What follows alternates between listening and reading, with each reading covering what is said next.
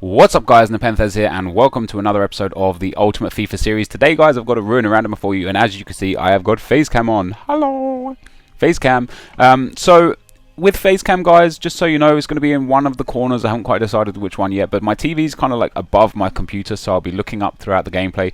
The questions, because I'm going to be doing a Q&A this episode, is kind of on the bottom right of my screen, whilst the camera's on the top middle, so it'll look like I'm looking down for the questions, and everything in general will be a bit of a muck-up. This is a team I'm using. Yes, I'm using a pacey sweat team, but I don't really care, simply because I enjoy this team. I win with it convincingly at times. And for me, it's a really fun team to play with. So I'm going to be using this team. So this team is in goal. We've got Diego Alves. The centre-backs are Naldo, Dede the centre-back, and Boschetti. The midfielders are Gonzalez, Romulo, Lucas Leiva, Hulk, and Carlos Eduardo, and then the strikers are Emenike and Wellington. I'm actually going to swap those two over for this game because I want to use Wellington. I want him to come on his right foot with the skills. We're in Division 1, guys. We're going to be playing, obviously, in Division 1 against another, hopefully, probably a good team. This guy's going to have a BPL team. The two kits that I'm using, I've got a black kit, a full black kit, and a full white kit from the Polish league. So this guy has got a BPL team. He's got a couple of silvers in his team.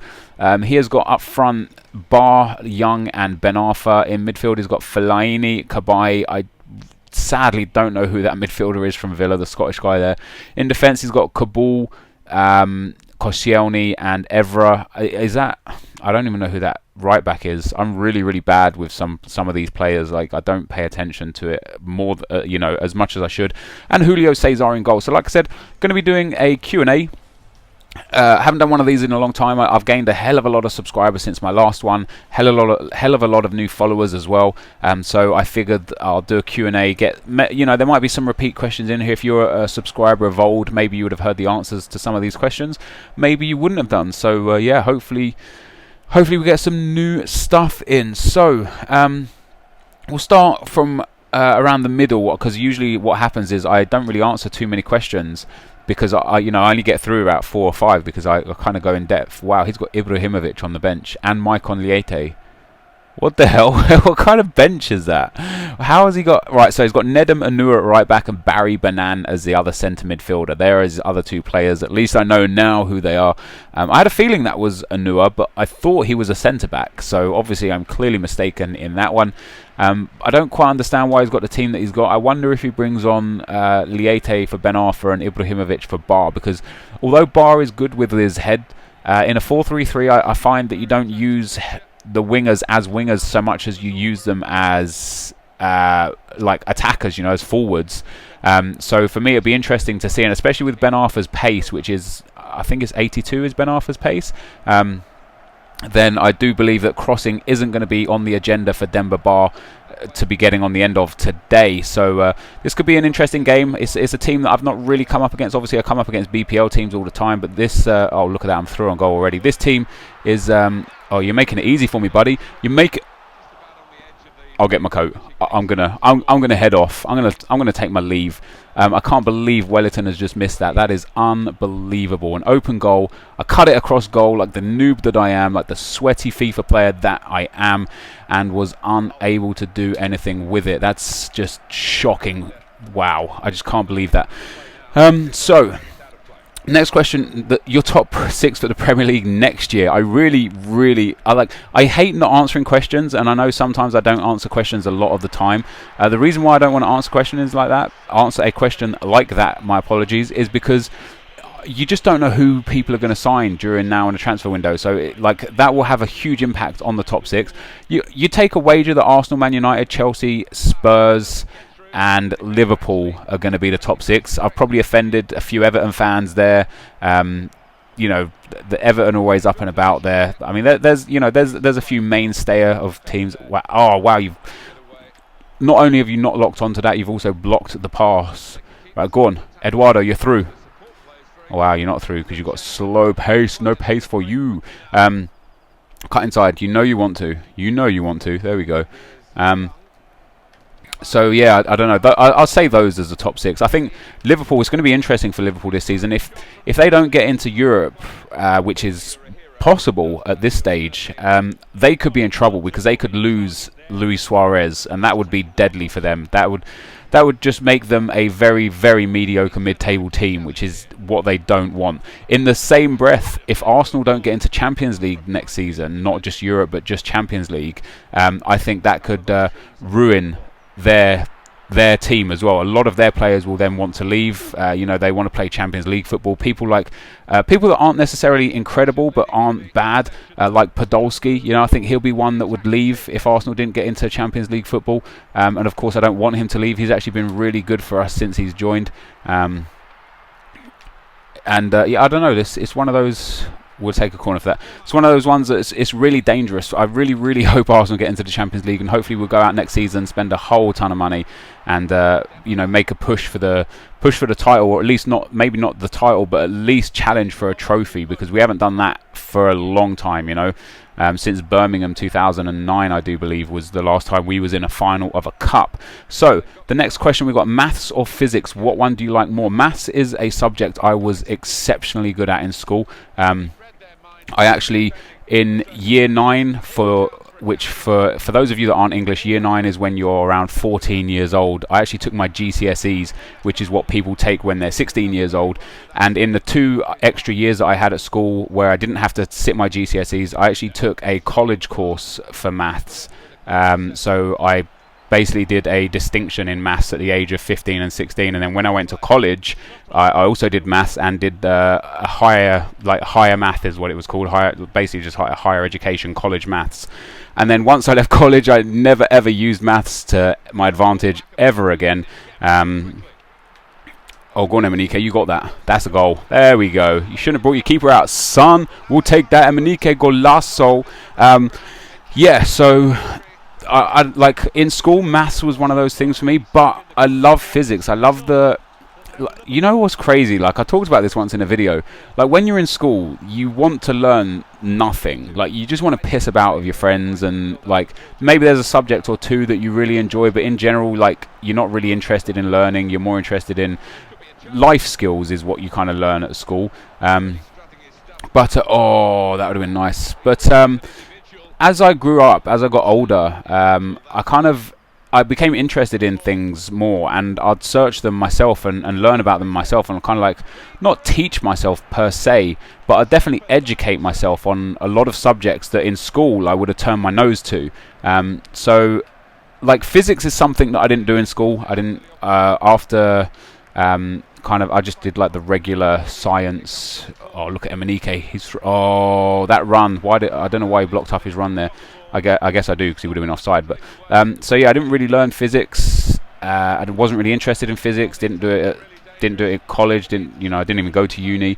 But it's definitely something that intrigues me now. Oh wow! I actually tried to do a rainbow flick, but that failed massively. That would have been a nice ball. We'll take a corner there though. So the next question we've got: what do you love about playing FIFA? I tell you what I love, and this is, I do this thing like quite often. Oh wow, that's a poor header, Dede. I do this thing quite often where I kind of like let my subscribers dictate, not even my subscribers, but like the vocal minority of negativity dictate to me what I do on my channel, like quite a lot. And I like playing with teams that suit my style of play. And I was talking to AA9 Skills about this just a couple of days ago, and we was discussing the ins and outs of teams and what makes a team sweaty and what makes a team good for people to use. And like, I love the 3-5-2 formation. I love the 4-3-3 formation. I find both of those work exceptionally well for me. And because of that, I will use those. I don't necessarily think a sweaty team is what I'm all about. I don't like, obviously I like fast players because it suits my style of play, but not every player that I have is fast. Like, if you go back and look at when I had that Discardables team, the Portuguese league team, and my striker had, I think, 84 pace, my wingers had like 84, 85 pace, and that's not pace whoring, that's not pace abuse. Pace abuse is like your 89s, your 90s and stuff. And I don't know, I just think one of the things I like about playing FIFA is when I use a team that I enjoy using, I like just going out there and smashing people to shreds. Now, if people want to call me sweaty for that, then that's entirely their prerogative. If people want to, brand me a bad player for winning games with a team that I enjoy using, then that is absolutely their prerogative. But what I enjoy in FIFA, I enjoy stuff like this. I enjoy picking up a team that I like using, going out there, playing a game with it, and hopefully besting my opponent, and that's kind of what I'm going to do from now on. I'm going to start using teams again that I really enjoy using, rather than teams that I feel like I should use because the average FIFA player calls me a sweaty player. Otherwise, I don't know, I don't really want to let people dictate what kind of teams I use. We're at half time in this game, by the way. I feel like I've been controlling this game a little bit as well. But because there's some players out there that are good, like Serie A teams. I can't use them. I don't like them. Even the sweatiest of Serie A teams, however you want to pronounce it, I don't like using them. I don't know what it is about them. I don't know what it is about the team or the midfields or what the attackers. They just don't suit my style of play. The Russian League team, the BPL team, they suit my style of play perfectly. And in FIFA 12, it was Silvers and Skillers that suited my style of play. And in FIFA 11, very much the same. But in FIFA 13, Skillers don't really suit my style of play. But that is a fucking great goal. That was a fucking stunning finish. The little step over to get past David Luiz. Look at that. Boom. See you later, son. That was actually Fellaini there. And then the drilled shot into the bottom, the top left-hand corner. Absolutely fantastic stuff. So yeah, I mean, like in FIFA 11, Skillers again suited my style of play. I've had to adapt my style of play as FIFA has changed, and I feel like this is a sort of team now that allows me the best opportunity to win. And it's got a 5-star skiller in it. I could probably use Aidan McGeady as well to add another 5-star skiller. Oh, that's dirt. Oh wow, he actually got it. It's clean. But like, I do try skills still. Like, I just tend to try them after I'm winning the game comfortably, which I don't know. Sometimes that doesn't happen.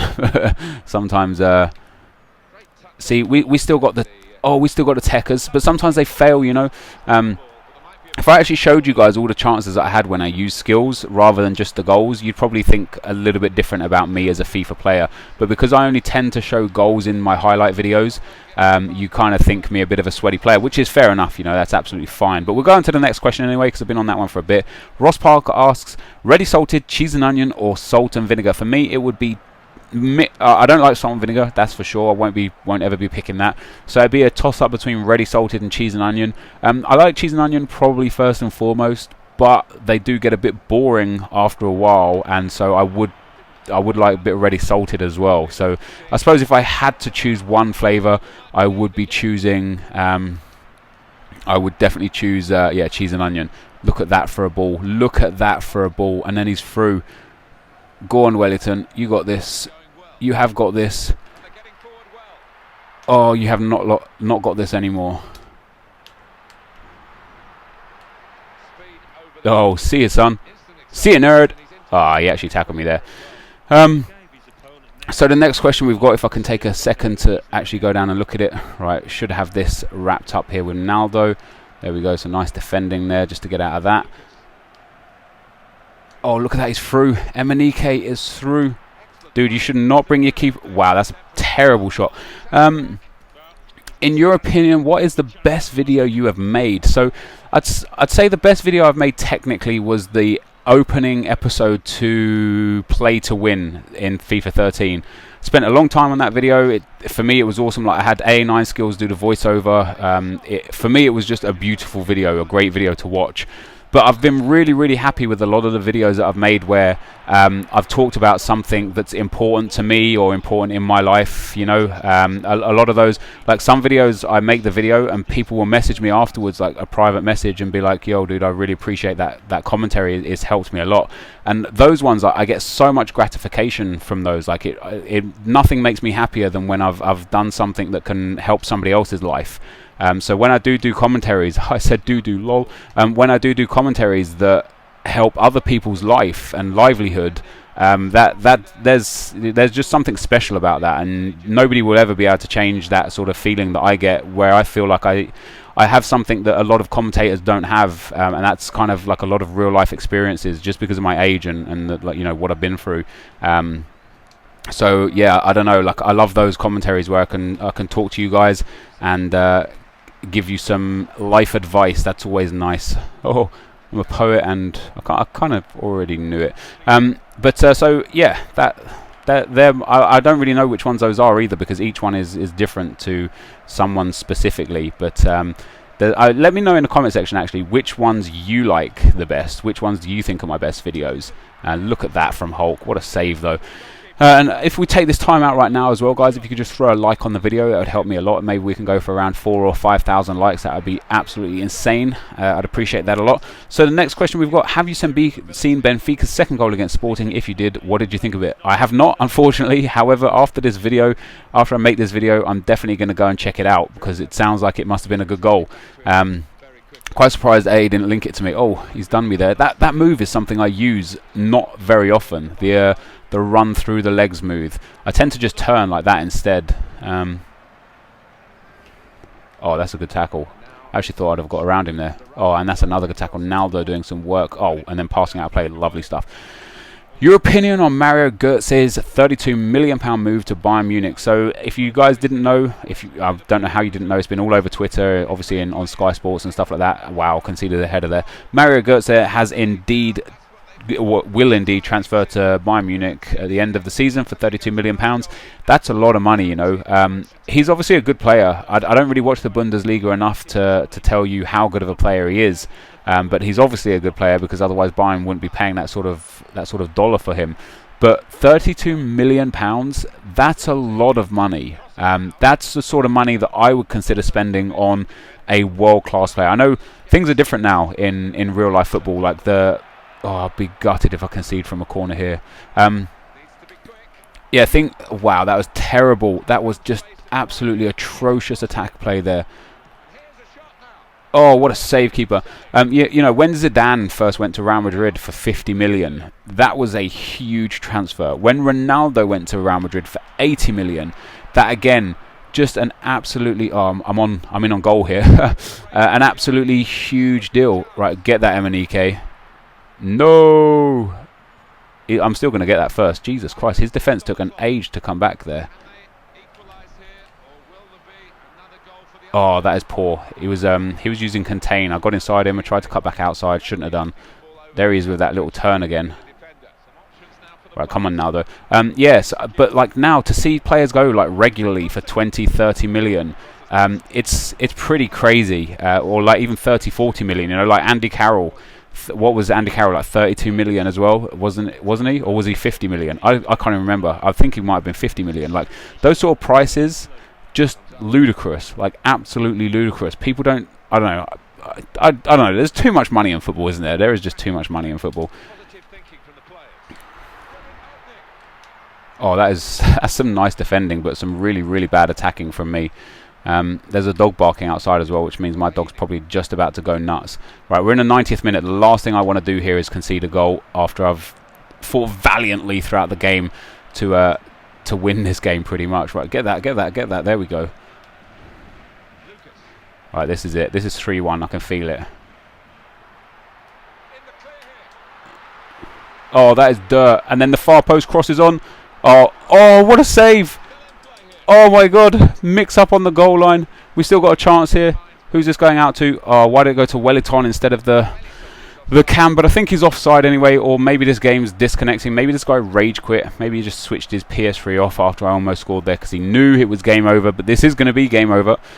So apologies if I missed your question, guys. If I didn't get to answer your question, like I get, you know, usually around 300 or 400 questions, and I can only answer like 5 or 10 because time doesn't allow me to answer more than that. But whilst this is frozen, connection has been lost. I don't know if he rage quit or if the connection did just drop, but we'll take a look at the match details. Relatively even match, to be fair. You know, if he did pull in another goal and get a draw, wouldn't have begrudged him that, but I did pick up the 3 points.